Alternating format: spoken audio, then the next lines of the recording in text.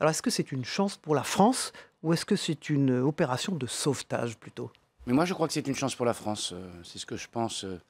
Quand l'initiative a été lancée par le président de la République, j'ai pensé que ça pouvait être un moment qui permette aux Français de retrouver le sens du dialogue, de retrouver y compris le sens de la controverse, mais dans le champ public, si je peux dire, à l'échelon communal comme à d'autres échelons, parce que chacun inventera les échelons qu'il veut pour nouer ce dialogue. Et puis c'est une chance aussi pour essayer de construire un contrat de société sur un certain nombre de sujets.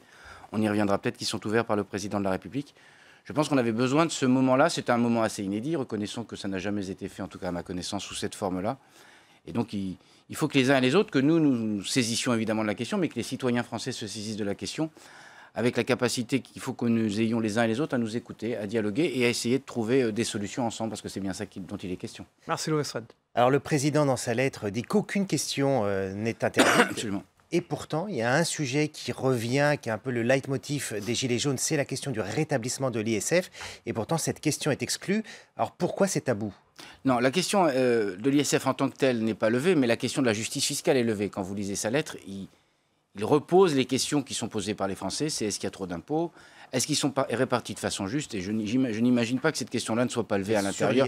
Non, mais je pense que le président de la République, c'est la vocation du courrier qui était le sien, c'était d'ouvrir le champ des possibles et le champ des interrogations. Il dit lui-même que aucune question n'est tabou. J'imagine bien qu'un certain nombre de ces questions, comme celle-là, seront levées par les Français. Mais je pense que la question de la justice fiscale et de la justice sociale, d'une certaine façon, elle n'est pas polarisée uniquement sur l'ISF. On a fait l'ISF pourquoi?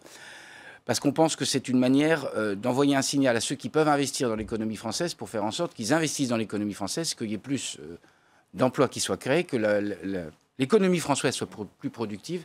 Et donc c'est à ce regard-là qu'il faut le poser. Après, par ailleurs, qu'on pose la question de la justice fiscale en particulier, qui est la contribution de chacun à l'effort national et à la contribution de chacun à l'impôt national. Il n'y a pas que l'ISF comme outil, si vous me permettez. Et donc ça sera sur la table. Et c'est donc au travers de ces outils-là qu'on regardera comment on peut résoudre cette question, qui est une question effectivement, ça je le reconnais bien volontiers, très prégnante.